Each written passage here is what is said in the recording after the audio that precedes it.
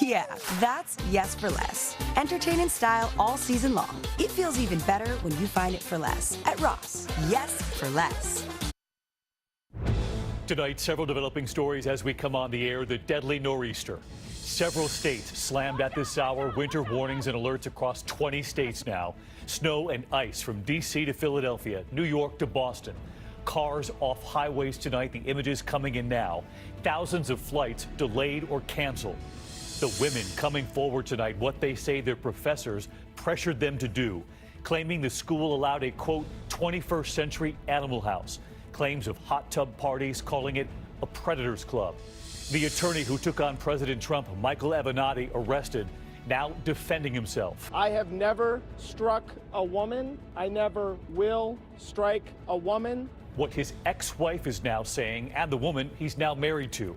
The 911 calls just out tonight, the 18-year-old fraternity pledge who died after drinking. I think my friend drank a little too much. The school now taking action. The toxic gas leak, at least 75 people, most of them students, rushed to the hospital. They were sleeping, and authorities fear what could have happened. The FBI on the case tonight, the American woman who reportedly plunged from an upper deck of the Royal Princess cruise ship. She and her husband were on a 7-day cruise. Your Money tonight, major news on gas prices just before Thanksgiving. And America Strong, what we've learned about the boy that an entire city stopped for as he made a wish. It'll make you cheer too. This is ABC World News Tonight with David Muir. Good evening, and it's great to have you with us here on a Thursday night, and we begin with the treacherous drive home tonight as this nor'easter hits several states now, from the Carolinas all the way up into the Northeast, slamming the I-95 corridor for the evening rush. This SUV trying to get traction on a St. Louis highway. A car there at the left driving on a slippery on-ramp, spinning out onto the median, and tonight authorities in Maryland have just said that they've had more than 300 car crashes in their state alone. All traffic stopped on the George Washington Bridge here in New York City late today, and more than 6,000 flights have been delayed or canceled already. Take a look. The storm sweeping up from the south, the heavy snow and ice now moving inland and up into Philadelphia, New York City, and Boston. Meteorologist Rob Marciano leading us off. Tonight, a white-knuckle ride for drivers as a deadly winter storm wreaks havoc across nearly half the country. The storm hitting New York City at the height of the evening commute.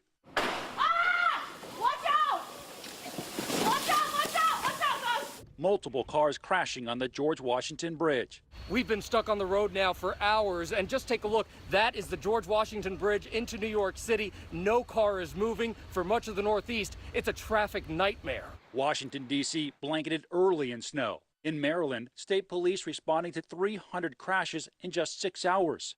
In the St. Louis area, cars fishtailing, even spinning out of control on the slick streets. Up to nearly 10 inches of snow keeping plows busy on the roads. And de-icers busy at the airport. More than 1,300 flights canceled and more than 5,600 others delayed across the country in the storm's wake. Hundreds of thousands losing power across the storm zone. Snowy, icy roads to blame for multiple crashes and at least 4 deaths in Arkansas. And in Mississippi, 2 people killed Wednesday when this tour bus on its way to a casino overturned. So let's get to Rob Marciano. He's live in New York City tonight. He has the latest track for us. Hey, Rob. Hey, David, I got to tell you, it's rare to see snow-covered streets here in Manhattan in the dead of winter, let alone the middle of November. D.C. seeing its earliest November snow in almost 30 years. Their terrain. Let's get to the radar right now. The low is over the Delmarva Peninsula, and that snow shield is spreading north. Parts of Pennsylvania over 8 inches. This will traverse the coast as a nor'easter tonight. The snow along I-95 will change to rain briefly. The wind will increase as well, and then changing back to snow. So not only a horrific commute tonight, but a horrific commute in the morning, clearing out in the afternoon, then colder air, an additional 1 to 3 inches along the shoreline, and then inland places like upstate New York could easily see over 7 inches of snow. What a November snow event, David. Wow, not even Thanksgiving yet. Drive safely out there, and Rob, thank you. In the meantime, there are several other developing stories tonight. The stunning accusations from several young women accusing 3 male professors at Dartmouth of turning their department into a 21st century animal house, they say, calling it a predator's club. ABC's Lindsay Davis with what the women say they were pressured to do. A bombshell lawsuit filed against Dartmouth College, and tonight the women behind it are speaking out. It was certainly a boys' club environment, so It was a highly sexualized culture. The complaint alleges that for more than a decade, the Ivy League ignored complaints about professors Todd Heatherton, William Kelly, and Paul Whelan, accusing the men of forming a predators club that at times included hot tub parties and meeting students at bars. The lawsuit states that Professor Kelly sexually assaulted Christina Rapuano in 2015. I don't even remember waking up the next morning. And it was after that point that Bill Kelly had told me that we had sex. That same professor allegedly used real cocaine in class as part of a demonstration on addiction. The plaintiffs, all highly accomplished scientists, current and former students of the Psychology and Brain Sciences Department, who describe a 21st century animal house, a culture the women say the school was slow to address. It wasn't until I began to learn about other stories of women getting hurt in the department that I realized that this wasn't an isolated case, that this was something that was happening to other women. Tonight, Dartmouth denies wrongdoing and tells ABC News, as a result of the misconduct we found earlier this year by the 3 PBS faculty members, we took unprecedented steps toward revoking their tenure and terminating their employment. We reached out to all of the professors, but only heard back from Heatherton, who denies playing any role in creating a toxic environment and also says that he regrets behavior that women construed as sexual. David? Lindsay Davis, thank you. We're going to turn now to the attorney who took on President Trump, Michael Avenatti. Tonight, he's vehemently denying claims of domestic abuse after his arrest in Los Angeles. ABC's Kana Whitworth from California tonight. Michael, what happened? What happened, Michael? Michael Avenatti defiant, walking out of a Los Angeles police precinct. I have never struck a woman. I never will strike a woman. I have been an advocate for women's rights my entire career. The combative attorney became a household name, representing porn star Stormy Daniels. Hi, everyone. Now finding himself on the defense after he was arrested Wednesday on suspicions of domestic violence, the alleged incident taking place a day earlier. I am not going to be intimidated from stopping what I am doing. His first wife reacting to the accusations. He has never been abusive to me or anyone else. He is a very good man. And the lawyer for his estranged current wife saying her client has never known Michael to be physically violent toward anyone. No, I'm going to be fully exonerated now. David, authorities haven't released the identity of the woman making these allegations. Avenatti is set to appear in court next month. David? Kana Whitworth tonight. Kana, thank you. There are new 911 calls coming in tonight revealing the moment a young man called police to say his college friend had too much to drink and needed immediate help. That fraternity pledge at Ohio University later died. ABC's David Wright with that 911 call. This was the frantic phone call in the early hours of the morning. Athens County 911, where's your emergency? Hello, I think my friend drank a little too much. The caller, a friend of Colin Wyant, an 18-year-old pledge at Ohio University's Sigma Pi fraternity. Okay, is he responsive? He was, and then he's kind of laid back, started passing out. Okay, is he still breathing? Yes. The 911 call suggests Wyant was so inebriated he couldn't even stand up. We'll carry him out. He's pretty in and out, so Well, let's not carry him out yet because it's really cold outside and the squad takes a little bit. So let's just leave him there and I'll send an officer down. The squad's heading that way too, okay? All right, sounds good. But Wyant did not recover. He was pronounced dead at an Athens, Ohio hospital. Ohio University has suspended Sigma Pi pending an investigation, accusing the fraternity of conduct that puts the health and safety of your members at risk. Wyant was in his freshman year at Ohio, an honors student. He played basketball and sang in the choir in high school. His family, understandably, devastated. David? David Wright, thank you. Now to the emergency playing out. At least 75 people were rushed to the hospital, most of them students. They'd been sleeping, cadets, future officers, when there was a gas leak. Authorities near Des Moines, Iowa, fear what could have happened if a guard hadn't called for help. Here's ABC's Clayton Sandell now. Tonight, first responders in training at the center of a real emergency. At about 5:54 this morning, our overnight security officer at the Iowa Law Enforcement Academy detected a very strong odor of what she describes as gas, and she called 911. Inside, 86 police cadets asleep in their dorms. Evacuations begin immediately. They found high levels of carbon monoxide. Many of the cadets showing symptoms of carbon monoxide poisoning, including vomiting, headache, and fatigue. 75 rushed to hospitals.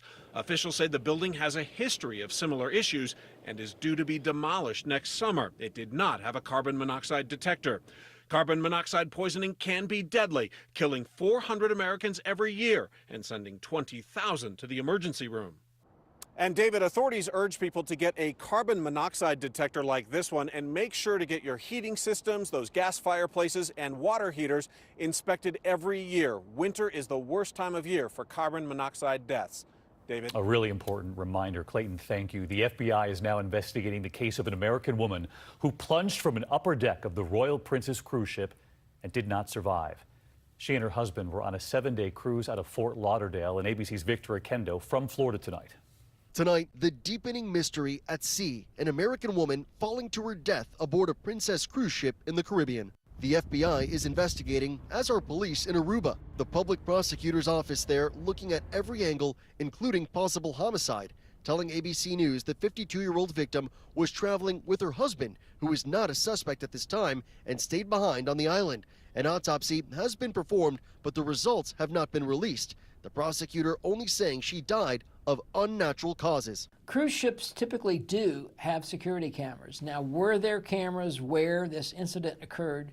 That remains to be seen. According to reports in Aruba, the woman plunged from the upper deck of the ship, falling onto a lifeboat. The Royal Princess ship was sailing between the islands of Curacao and Aruba at the time. Princess Cruises said they are deeply saddened and offer their sincere condolences to the family. The Royal Princess ship is now on its way back here to South Florida. David?